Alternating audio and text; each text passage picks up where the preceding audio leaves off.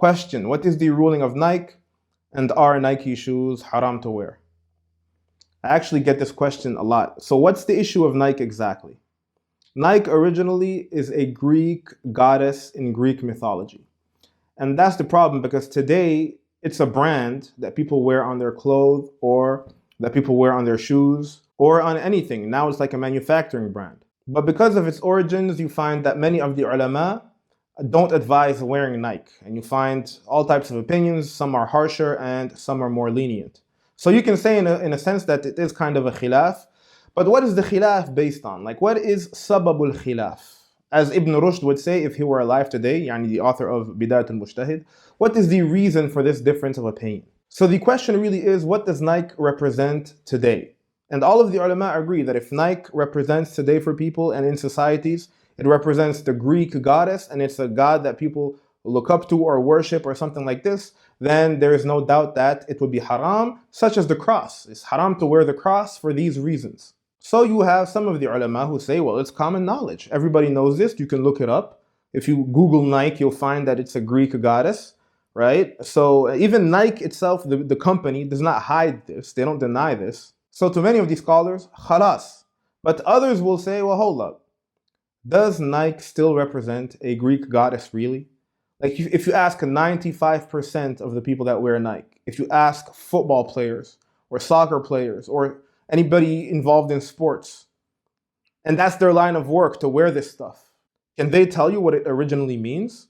Do they even know, or to them is it just a clothing brand? If you go to any random person in the street and ask them, what does Nike mean? Will they say, well, Nike is a Greek goddess in mythology? Or will they say, it's a brand, it's something that people wear, etc.? So this is what the fatwa goes back to, and this is really the crux of the issue. What does Nike represent today? So if the original meaning of Nike remains, then obviously it's haram to wear.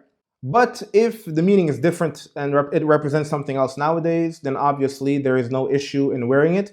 And this is what the ulama tend to lean towards as an opinion. Scholars like Khalid al-Muslih, from the students of Ibn Taymiyyah, and Allah subhanahu wa ta'ala blessed me with the opportunity to attend his classes in Medina. You have Al-Firqous in Algeria with a similar fatwa. You have Al-Anzi in Saudi Arabia.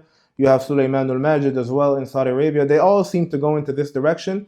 And to them, it's not very clear that today Nike represents what it originally represented. حمزة بارك الله فيك. يعني إذا كانت هذه الشركة تحمل اسم معين لآلهة قديمة مثلا، وليس فيها الآن ما يعني يكون فيه دعوة إلى الشرك بالله أو الكفر بالله عز وجل، ما في بأس أن الشراء منها إذا كان الإنسان يحتاج أن يشتري منها. يعني هذه قد تكون الأولى تركها بلا ريب، لكن إذا أتينا للحدود الحرام والحلال، يا أخي لا نغرق نحن في القضايا التاريخية التي لا يستحضرها الناس في حياتهم اليومية. يعني بمعنى أنه لا يستحضر، نايك هذا لا يعرفها. لو تسأل أي إنسان تعمل استفتاء، تأخذ عينة 1000 شخص عشوائية، يحسبها ماركة من الماركات وخلاص، عينة عشوائية 1000 حتى من الرياضيين أو غير الرياضيين، فهو يعتبرها ماركة.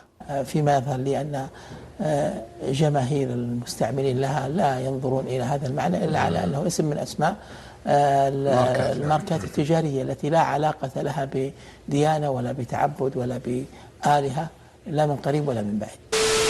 Now let me add, Sheikh Ubaid al-Jabari has a very interesting fatwa, and he says that wearing Nike on your clothing is not permissible, such as football jerseys and stuff like that. However, it's permissible to do so on your shoes. So it's okay to wear Nike shoes. Why? Because this is a sign of disrespect in a way.